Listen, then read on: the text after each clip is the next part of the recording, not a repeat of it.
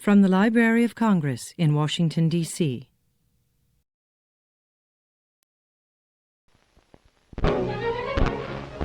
By way of previewing America's largest inland city, we may commence with this panorama from the observation tower of the Board of Trade, Chicago's tallest building. Less than 140 years ago, such a view would have disclosed only a log fort and a few cabins at the mouth of a muddy river. When gold seekers were rushing to California, Chicago boasted a few business blocks and streets of bottomless mud. Now, with nearly 3.5 million residents, the city has become the second largest center of population in the Western Hemisphere. Such growth reflects Chicago's location, midway between the agricultural West and the industrial East. It is the consequence of great industrial enterprises, great mercantile institutions, and the great markets for grain and livestock, which are all the inevitable consequences of Chicago's geographical location. Part of the city's need for rapid transit has been met for many years by the elevated railroad, which is soon to be replaced by a subway in the Loop area. When Chicagoans speak of the Loop, they refer to the central business section of the city, which is enclosed on all four sides by tracks of the elevated railway. Within the Loop along State Street is the richest and busiest retail trading area in the country, and the location of Marshall Field's and other famous department stores.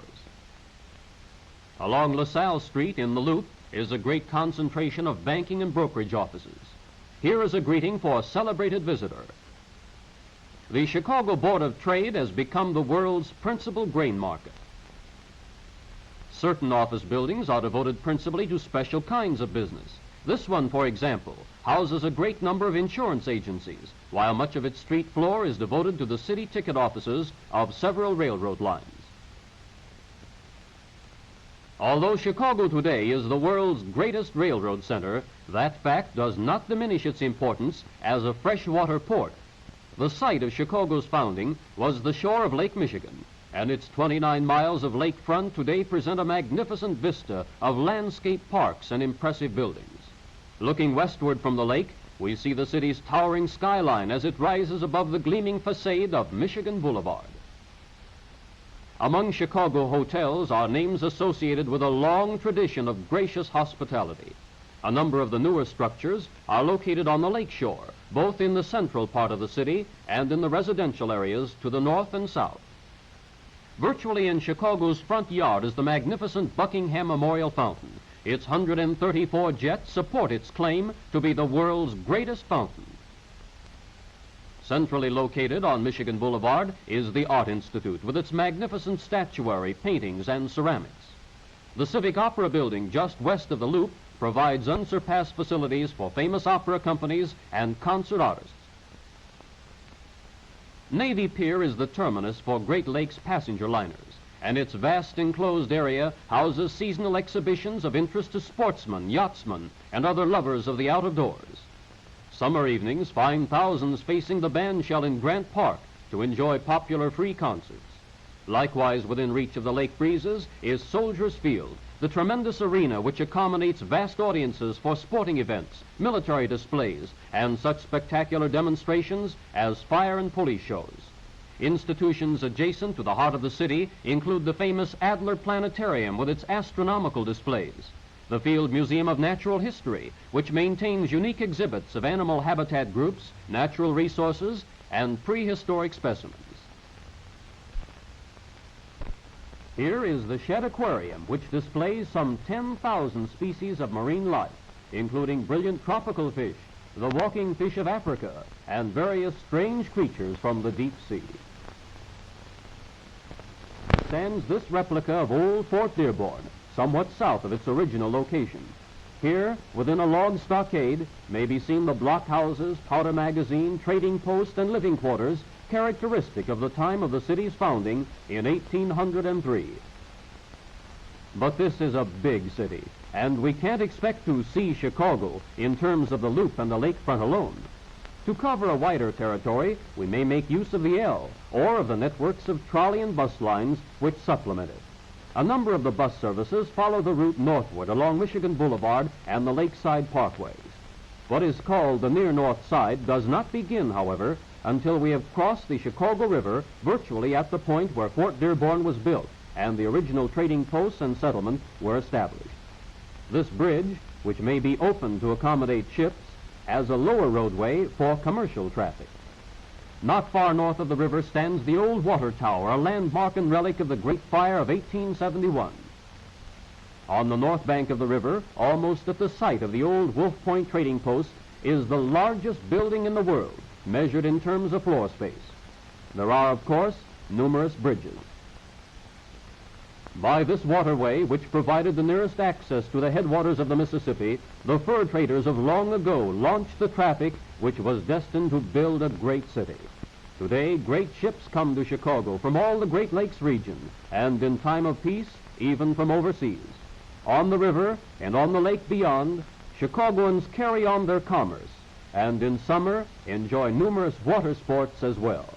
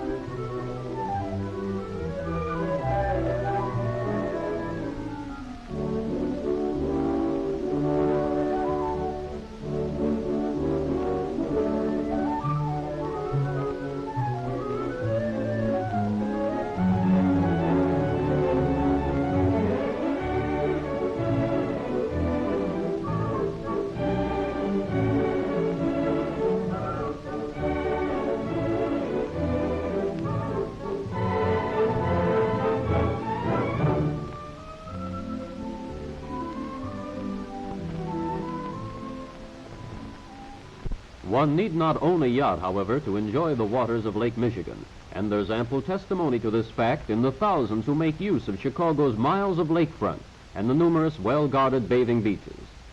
Here, on warm days, from spring to autumn, residents of the city and visitors alike seek the white sands and the blue waters. The swimming areas are so extensive that crowds are seldom excessive unless the weather is abnormally warm. Beautifully landscaped parks in every section of the city afford the refreshment of broad lawns and great trees and the quiet waters of lagoons. Here visitors may organize picnics or dine somewhat more luxuriously in a nearby pavilion overlooking the water. And there are rowboats for those who consider yachts too adventurous.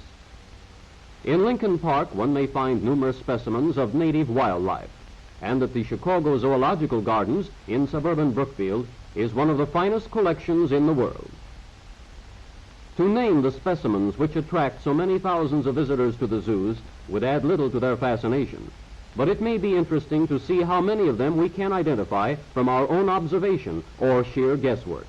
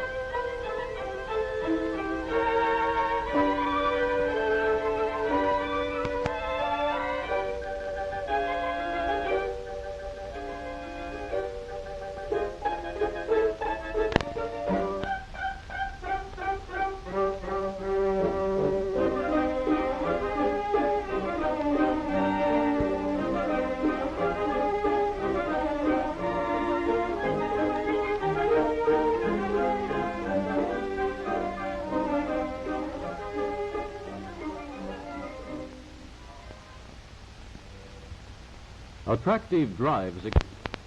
Among these is the Garfield Park Conservatory, where magnificent floral displays are arranged at appropriate seasons.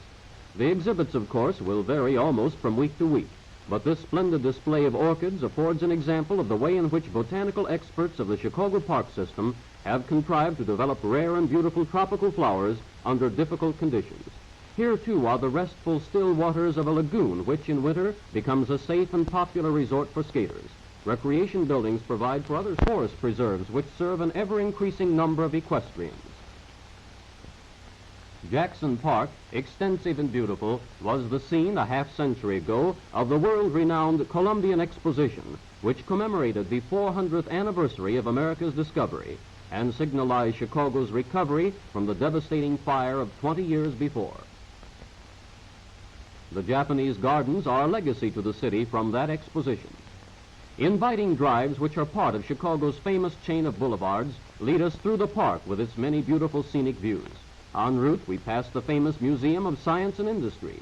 The building houses exhibits in the fields of physics, chemistry, agriculture, textiles and forestry, mineral industries, and transportation. So many of these are important in Chicago's relation to the Western country that we may well consider something of their significance.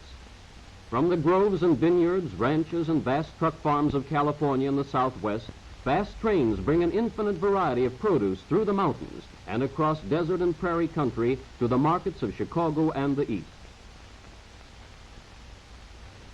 Transportation, regarded as both a science and an industry itself, links other sciences and industries in practical utility to man.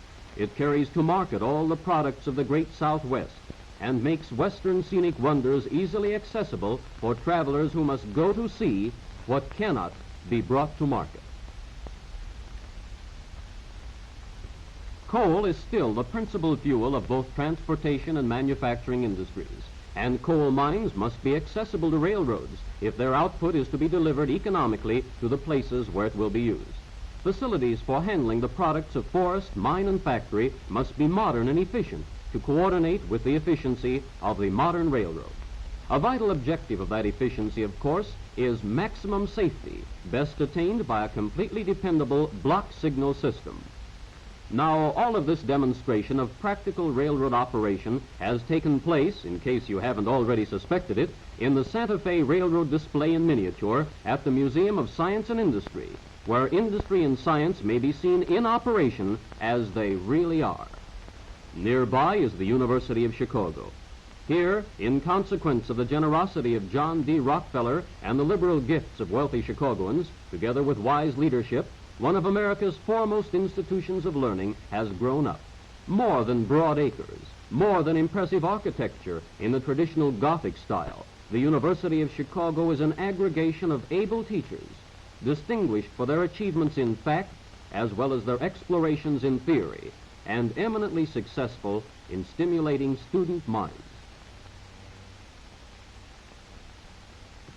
In winter as well as summer, residents and visitors to Chicagoland enjoy the beauties of the Cook County Forest Preserves, aggregating more than 33,000 acres in 44 different tracts of woodland.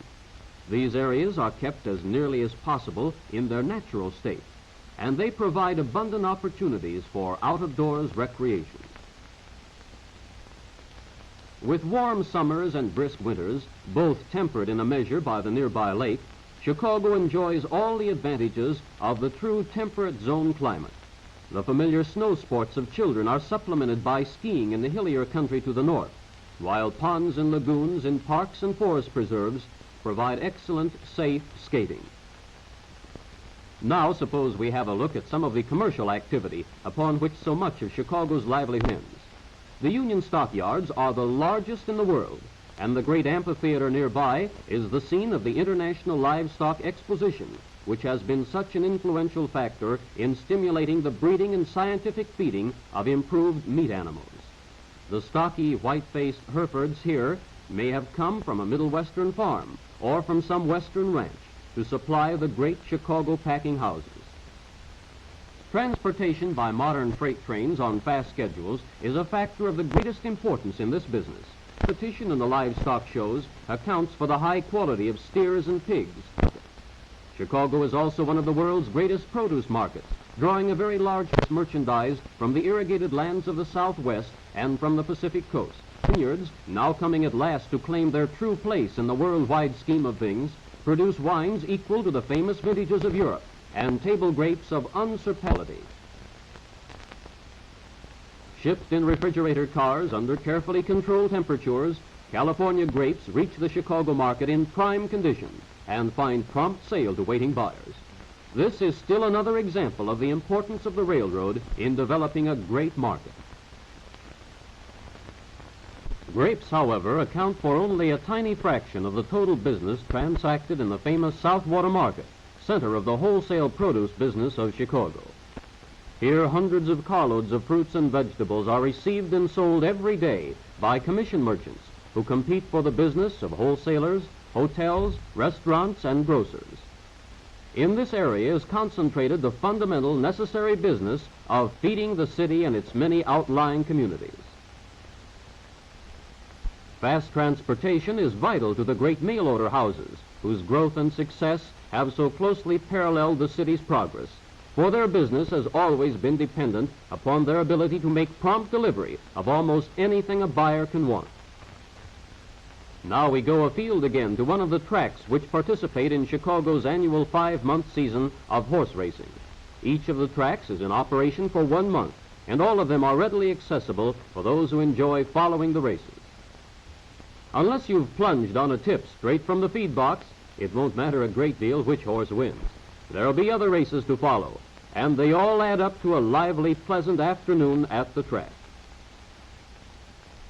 Golfers report their delight at the great number of excellent golf courses available to the public throughout the Chicago region.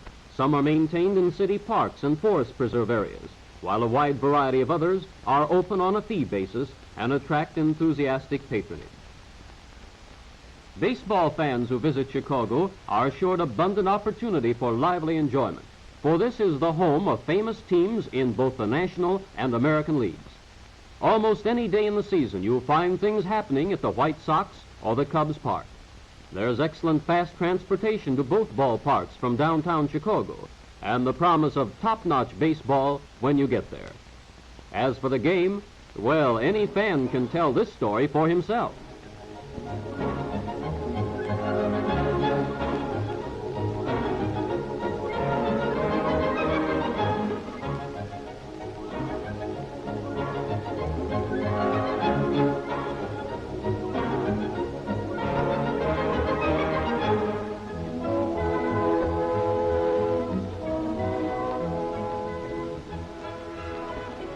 At Northwestern University in Evanston, immediately north of Chicago, the football season is certain to see a succession of brilliant games.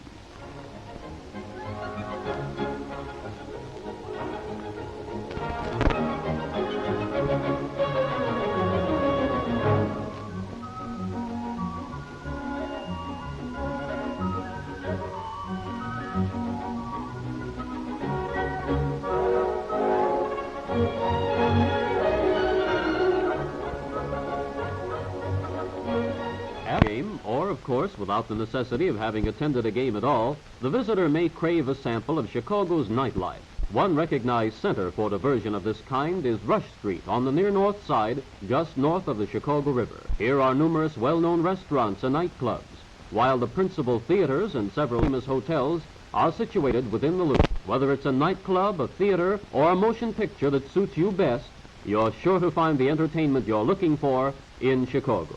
Apart from such familiar diversions as these, there are likely to be special events at various arenas throughout the city. A boxing tournament, perhaps, indoor polo games, hockey, or a spectacular ice show.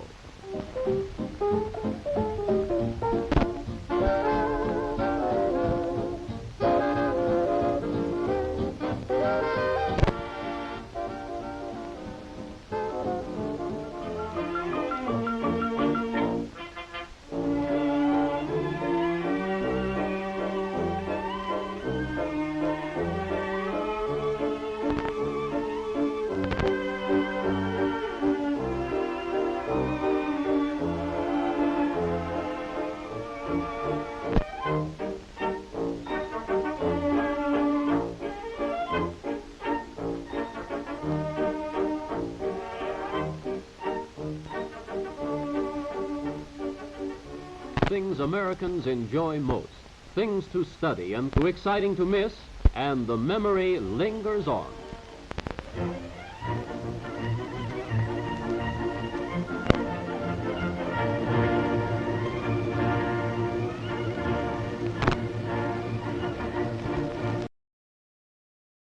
This has been a presentation of the Library of Congress. Visit us at loc.gov.